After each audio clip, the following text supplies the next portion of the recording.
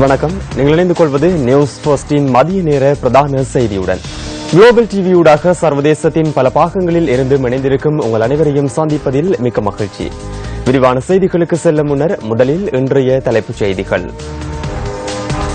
அரசியல் கைதிகளில் 27 பேரின் தடை உத்தரவு மீண்டும் நீடிப்பு. இடமாற்றத்துக்கு எதிர்ப்பு தெரிவித்து பண்டாரவளை மாநகர சபை ஊழியர்கள் பணி பகிஷ்கரிப்பில். ஷக்தி சிரச நத்தார் வலயத்தை பார்வையிடுவதற்கான இறுதி சந்தர்ப்பம் என்று. இனி விரிவான செய்திகள். முதலில் உள்நாட்டுச் செய்தி. பயங்கரவாத தடை சட்டத்தின் கீழ் விளக்கமறியலில் வைக்கப்பட்டுள்ள அரசியல் கைதிகளில் 27 பேரின் தடை உத்தரவு மீண்டும் நீடிக்கப்பட்டுள்ளது. அரசியல் கைதிகளை கொழும்பு புதுக்கடை பிரதம நீதவான் நீதிமன்றத்தில் இன்று ஆஜர்படுத்தியதை அடுத்து அவர்களை எதிர்வரும் ஜனவரி 4ஆம் தேதி வரை தொடர்ந்தும் விளக்கமறியலில் வைக்குமாறு உத்தரவு பிறப்பிக்கப்பட்டுள்ளது. இன்று நீதிமன்றத்தில் ஆஜர்படுத்தப்பட்ட 27 அரசியல் கைதிகளில் 8 பேர் சிங்கள கைதிகள் ஆவர்.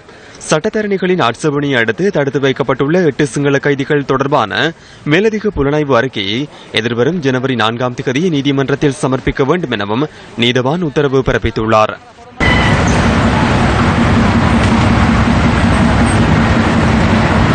தடுப்பு சட்டத்தின் கீழ் தடுத்து வைக்கப்பட்டுள்ள சந்தேக நபர்களின் தடுத்து வைப்பு ஆணை நீடிப்பதற்கு இன்று நீதிமன்றின் முன் அவர்கள் ஆஜர்படுத்தப்பட்டார்கள். இதிலே 8 பேர் சிங்கள சந்தேக நபர்கள். அவர்கள் பிரான்சிலிருந்து ரூபன் என்பவர் கொடுத்த தொலைபேசி அழைப்பின் பேரில் மாத்திரமே அவர்கள் கைது செய்யப்பட்டு தடுத்து வைக்கப்பட்டிருக்கிறார்கள். அவர்களின் தடுத்து வைப்பு ஆணை நீடிக்கப்படுவதை எதிர்த்த போது மேலதிக புலன் விசாரணை அறிக்கைகள் கூட சமர்ப்பிக்காமல் இவ்வாறு தடுத்து வைப்பு ஆணை நீடிக்கப்படுவதையிட்டு வழக்கறிஞர்கள் எதிர்ப்பு தெரிவித்தனர். ஆட்சேபனை தெரிவித்ததை அடுத்து நீதிபதி ஆணையிட்டார் 4ஆம் தேதி ஜனவரி மாதம் அது சம்பந்தமான சகல சாட்சியங்கள் ஆவணங்களை சமர்ப்பிக்குமாறு. பண்டாரவளை மாநகர சபை ஊழியர்களுக்கு வழங்கப்பட்ட இடமாற்றத்துக்கு எதிர்ப்பு தெரிவித்து ஊழியர்கள் பணி பகிஷ்கரிப்பில் ஈடுபட்டுள்ளனர். பண்டாரவளை மாநகர சபையில் கடமையாற்றி வந்த பொது சுகாதார பரிசோதகர்கள் உட்பட 6 பேருக்கு ஊவா மாகாண முதலமைச்சரினால் இடமாற்றம் வழங்கப்பட்டுள்ளது. இந்த இடமாற்றத்துக்கு எதிர்ப்பு தெரிவித்து பண்டாரவளை மாநகர சபை ஊழியர்கள் நேற்றைய தினம் பண்டாரவளை நகரில் ஆர்ப்பாட்டத்தில் ஈடுபட்டனர்.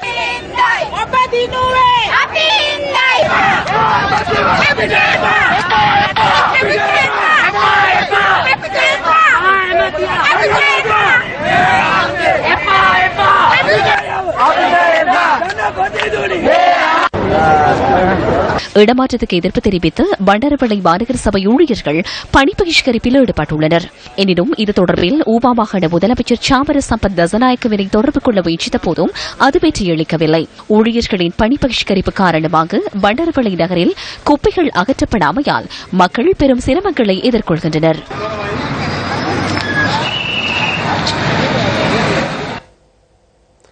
சமாதானத்தின் நற்செய்தியுடன் மலரும் நத்தார் பண்டிகையை வரவேற்கும் வகையில் அமைக்கப்பட்டுள்ள ஷக்தி சிரச நத்தார் வலயத்தின் 3ஆம் நாள் இன்றாகும். கொழும்பு 2 பிரேபுக் பிளேஸில் அமைந்துள்ள MTV-MBC தலைமையக வளாகம் மற்றும் அதனை அண்மித்த பகுதிகளில் 5 வலயங்களாக பிரித்து நத்தார் வலயம் அமைக்கப்பட்டுள்ளது. நத்தார் வலயத்தில் நேற்றிரவு இடம்பெற்ற வான வேடிக்கை பார்வையாளர்களை கண்கவர வைத்தது. Jingle bells chime in jingle bell time, dancing and prancing in Jingle Bell Square. கண்கவரும் மின் விளக்குகளால் பிரம்மியமான நத்தார் வரம் அமைக்கப்பட்டுள்ளது. சிறுவர்களுக்கு இங்கு தனிப்பட்ட பகுதி அமைக்கப்பட்டுள்ளதுடன் சர்வதேச தரத்திலான பல விளையாட்டுகளும் இடம்பெற்று வருகின்றன. பரிசில்களுடன் நத்தார் தாத்தாவும் இதன்போது சிறுவர்களை சந்திக்க உள்ளார்.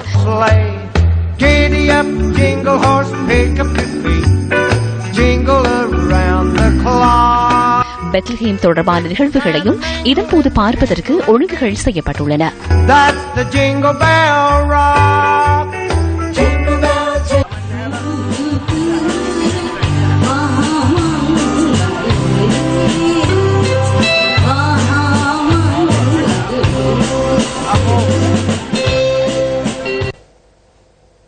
ஷக்தி சிரச நத்தார் வலயம் தொடர்பான மேலதிக தகவல்களை வழங்குகின்றார் அங்கிருக்கும் எமது அலுவலக செய்தியாளர் ராசலிங்கம் ரவிரகு. வணக்கம் ரவிரகு.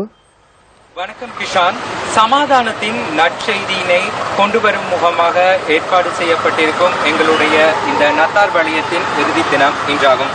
வரையறுக்கப்பட்ட கேபிட்டல் மகாராஜா நிறுவனத்தின் MBC MTV ஊடக வலையமைப்பினரால் ஏற்பாடு செய்யப்பட்டிருக்கும் இந்த நத்தார் வலயமானது 5 பிரதான வலயங்களாக ஏற்பாடு ஒழுங்கு செய்யப்பட்டு தற்போது முன்னெடுக்கப்பட்டு இன்றைய தினம் இறுதி தினம் முன்னெடுக்கப்படுகின்றது. குறிப்பாக இன்று மாலை 4 மணியிலிருந்து இரவு 10 மணி வரை எங்களுடைய இந்த நத்தார் வலயம் பொதுமக்களின் காட்சிப்படுத்தலுக்கு தயாராக இருக்கின்றது.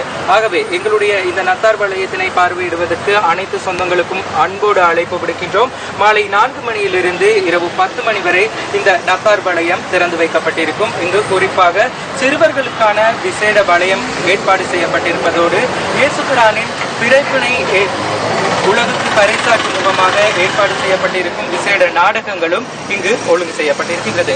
அது மாத்திரம் அல்லாது இந்த நத்தார் நிகழ்வுடன் தொடர்புபட்ட பல்வேறுபட்ட இசை நிகழ்வுகளும் இங்கு ஏற்பாடு செய்யப்பட்டிருக்கின்றது. ஆகவே எங்களுடைய அனைத்து சொந்தங்களுக்கும் இந்த வேளையில் அன்போடு அழைப்பு விடுக்கின்றோம். வரையறுக்கப்பட்ட கேபிட்டல் மகாராஜா நிறுவனத்தின் MBC MTV தலைமையக வளாகம் அமைய பெற்றுள்ள கொழும்பு 2 பிரேப்ரூக் பிளேஸுக்கு வருகை தந்து உங்களுடைய இந்த நிகழ்வுகளை கண்டுகளிக்குமாறு அன்போடு அழைப்பு விடுக்கின்றோம். இது தொடர்பான தகவல்களை நியூஸ் ஃபெஸ்டில் எதிர்பார்க்குமாறு அனைவரிடமும் கேட்டுக்கொண்டு தொடர்ந்தும் இது தொடர்பான தகவல்களை வழங்குவதற்கும் நியூஸ் ஃபெஸ்ட் குழுவினர் தயாராக இருக்கின்றோம். நியூஸ் ஃபெஸ்ட் செய்திகளுக்காக பிரேப்ரூக் பிளேஸில் அமைய பெற்றுள்ள நத்தார் வலயத்திலிருந்து ராசலிங்கம், ரவிரகு. நன்றி ரவிரகு. பண்டிகை காலத்தை முன்னிட்டு விசேட போக்குவரத்து சேவைகள் ஆரம்பிக்கப்பட்டுள்ளன. நத்தார் பண்டிகை மற்றும் புது வருடத்தினை முன்னிட்டு இன்று முதல் விசேட பஸ் சேவைகள் ஆரம்பிக்கப்பட்டுள்ளதாக இலங்கை போக்குவரத்து சபையின் பிரதி பொது முகாமையாளர் ராஜகுணதிலக்க தெரிவித்தார். கொழும்பிலிருந்து வெளி மாவட்டங்களுக்கு செல்லும் பயணிகளின் நலன் கருதி மேலதிகமாக பஸ்கள் சேவையில் ஈடுபடுத்தப்பட்டுள்ளதாகவும் அவர் கூறினார். இதேவேளை தூர இடங்களுக்கு செல்லும் பயணிகளின் நலன் கருதி அதிவேக நெடுஞ்சாலையில் மேலதிகமாக பஸ்கள் சேவையில் ஈடுபடுத்தப்பட உள்ளதாக இலங்கை போக்குவரத்து சபையின் பிரதி பொது முகாமையாளர் ராஜகுணதிலக்க குறிப்பிட்டார்.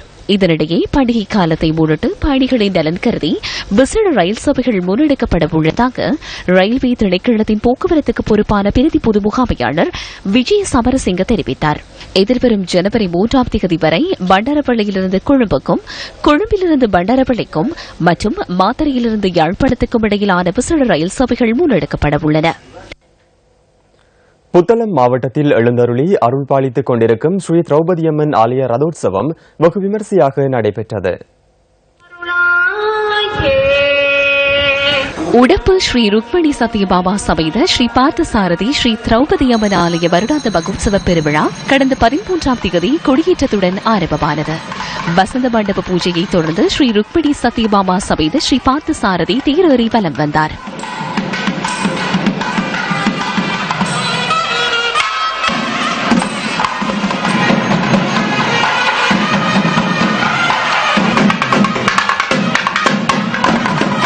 மங்கள வாத்தியங்கள் முழங்க, தேவார பாராயணங்கள் ஒலிக்க, பக்தர்களின் பஜனைகள் இசைக்க அம்மன் தேரேறி பக்தர்களுக்கு அருள் பாலித்தார்.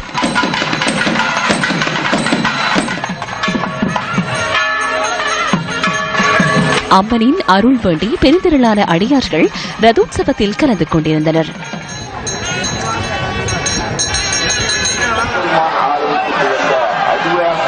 நாளைய தினம் தீர்த்தோற்சவம் நடைபெறவுள்ளது. இம்முறை பண்டிகை காலத்திற்கான பட்டாசு உற்பத்தி 40 வீதத்தால் குறைவடைந்துள்ளதாக இலங்கை பட்டாசு கைத்தொழிலாளர் சங்கம் தெரிவிக்கின்றது. கடந்த 3 மாதங்களாக நிலவிய சீரற்ற வானிலை காரணமாகவே இந்த நிலைமை ஏற்பட்டுள்ளதாக சங்கத்தின் கண்டி மாவட்ட தலைவர் சேனா தசநாயக்க தெரிவித்துள்ளார். மேலும் பட்டாசு உற்பத்திக்கு தேவையான ரசாயன பொருட்கள் சந்தையில் காணப்படாமை காரணமாகவும் உற்பத்தி குறைவடைந்துள்ளதாக அவர் குறிப்பிட்டார். இதன் காரணமாக கடந்த வாரத்தில் தீப்பெட்டிக்கு தட்டுப்பாடு நிலவியதாக இலங்கை பட்டாசு கைத்தொழிலாளர் சங்கம் தெரிவித்துள்ளது. தற்போது பட்டாசு உற்பத்திக்கான ரசாயன பொருட்கள் இறக்குமதி செய்யப்பட்டுள்ள போதிலும் பண்டிகை காலத்திற்கு தேவையான பட்டாசுகளை உற்பத்தி செய்வதற்கு கால அவகாசம் போதாது என இலங்கை பட்டாசு கைத்தொழிலாளர் சங்கத்தின் கண்டி மாவட்ட தலைவர் சுட்டிக்காட்டினார். சட்டவிரோதமாக வல்லப்பட்டை கொண்டு சென்ற 2 வெளிநாட்டு பிரஜைகள் உள்ளிட்ட 3 மாத்தறை கனங்கை பகுதியில் கைது செய்யப்பட்டுள்ளனர். சந்தேக நபர்களிடமிருந்து சுமார் 4.5 கிலோகிராம் வல்லப்பட்டை கைப்பற்றப்பட்டுள்ளதாக போலீஸ் ஊடக பேச்சாளர் அலுவலகம் குறிப்பிட்டுள்ளது. காரொன்றில் வல்லப்பட்டையை கொண்டு செல்லும் போதே சந்தேக நபர்கள் நேற்று மாலை கைது செய்யப்பட்டுள்ளனர். கைது செய்யப்பட்டுள்ள 2 வெளிநாட்டவர்களும் சீன பிரஜைகள் என விசாரணைகளில் தெரிய வந்துள்ளது.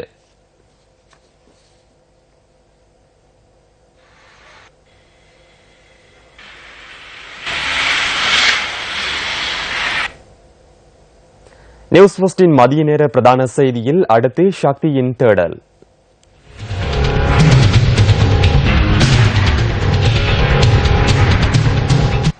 வைத்தியத்துறையின் அவசியம் கருதி நாட்டில் இலவச வைத்தியத்துறை காலத்திற்கு காலம் வளர்ச்சி பெற்று வந்தாலும் ஒரு சில வைத்தியசாலைகள் அதற்கு விதிவிலக்காக உள்ளமை கவலைக்குரிய விடயமாகும். நாட்டின் இலவச வைத்தியத்துறையின் சேவைகளை மக்களுக்கு வழங்க வேண்டியது அரசாங்கத்தின் கடப்பாடாகும். மட்டக்களப்பு பிராந்திய சுகாதார சேவைகள் பணிப்பாளர் பிரிவுக்குட்பட்ட ஆரையம்பதி மாவட்ட வைத்தியசாலை அடிப்படை வசதிகள் இன்றி இயங்கி வருகின்றது. பல கிராமங்களைச் சேர்ந்த மக்கள் நாள்தோறும் வைத்திய சேவையினை பெற்றுக் கொள்வதற்காக ஆரையம்பதி மாவட்ட வைத்தியசாலைக்கு செல்கின்றனர். மாவட்ட வைத்தியசாலைக்குரிய எந்த ஒரு வசதிகளுமற்ற நிலையில் இயங்கி வரும் இந்த வைத்தியசாலையில் ஆம்புலன்ஸ் வண்டிகள் கூட இல்லை. இதனால் இந்த வைத்தியசாலைக்கு வருகை தரும் நோயாளர்களை மேலதிக சிகிச்சைகளுக்காக வேறு வைத்தியசாலைக்கு அனுப்பி வைக்க முடியாத நிலை உள்ளது. மருந்துகள் பற்றாக்குறையாக இருக்கின்றது. பழைய கட்டடங்கள் நிறைந்து காணப்படுகின்றது. முகச்சரை சரியாக செயல்படாமல் கிடக்கின்றது. ஆம்புலன்ஸ் முக்கியமானது. ஆம்புலன்ஸ் கொண்டு இல்லாத இருக்கின்றது. ஆக்சிடென்ட் பட்டு வாரவர்களை கூட தகுந்த நேரத்தில் கொண்டு செல்வதற்கு கூட ஆம்புலன்ஸ் இல்லாத காரணத்தினால் மிகவும் கஷ்டமான நிலை இருக்கின்றது. ஆம்புலன்ஸ் வார்டு, அந்த வார்டில் மழை பெஞ்சா எல்லா பக்கத்தாலையும் பேஷண்ட்டு கட்டிலுக்கு மேலே எல்லா பக்கத்தாலையும் ஒழுக்கு. இன்னும் ஜன்னல் இல்லை, வெறும் கம்பியால் அடிச்சிருக்கிறபடியா தாவானம் பேஷண்ட்டுக்கு அடித்து பேஷண்ட் கட்டிலில் இருக்க இல்லாத ஒரு இக்கட்டான சூழ்நிலை இருக்குது. மருந்துகள் உரிய முறையில் வைத்தியசாலைக்கு விநியோகிக்கப்படாமையினால் நோயாளர்களுக்கு மருந்து வழங்க முடியாத நிலை காணப்படுவதுடன் நோயாளர்கள் பணம் செலுத்தி வெளியில் மருந்துகளை பெற்றுக் கொள்கின்றனர். குறிப்பிடத்தக்க அளவு அதிகரித்த நோயாளிகள் வைத்தியசாலையில் வந்து சிகிச்சை பெற்றுக் கொண்டிருக்கிறார். வெளி நோயாளர் பிரிவு மட்டுமல்ல, உள்ளக அதாவது விடுதிகள் என்பது 4 விடுதிகள் வைத்தியர் அமைந்துள்ளது. விடுதிகளில் சிகிச்சை பெறும் நோயாளிகளும் கூடி சில நாட்கள் தங்கியிருந்து சிகிச்சை பெறும் சந்தர்ப்பத்தில் அவர்களுக்கு வழங்கப்படுகின்ற ஊசி மருந்துகள், குறிப்பாக சினசெப் என்று குறிப்பிட மருந்து, பிளஜில் என்று குறிப்பிட முக்கியமாக தேவையான ஓரளவு நோயை கட்டுப்படுத்தக்கூடிய என்று கருதப்படும் மருந்துகள் கூடி நமது வைத்தியசாலை தற்போது கிடைக்காமல் இருப்பதனால் நோயாளிகளிடம் நாம் கூறி அவர்கள் வெளியே வாங்கி தந்த பின்னர் தான் இவ்வாறான சில மருந்துகளை அவர்களுக்கு வழங்க வேண்டியிருக்கு. இந்த கிளினிக் வர மருந்துகளுக்கு வர டைம்ல எங்களுக்கு மருந்து கிடைக்குது இல்லை, ஹாஸ்பிட்டல்ல வெளியில எடுக்க சொல்லி எங்களுக்கு துண்டு தராங்க. அதனால வசதி உள்ளவங்க எடுப்பாங்க, இல்லாதவங்க திருப்பி துண்டை கொண்டு வச்சு திருப்பி அடுத்த மாசம் வந்தாலும் அதே துண்டு தான் தராங்க, மருந்து கிடைக்குது இல்லை.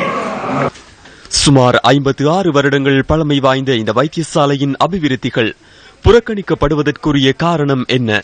இந்த வைத்தியசாலை அரசியல்வாதிகளின் கண்களுக்கு தெரியாது போனது எவ்வாறு? கிழக்கு மாகாண சுகாதார அமைச்சரே, இது உங்களின் கவனத்திற்கு.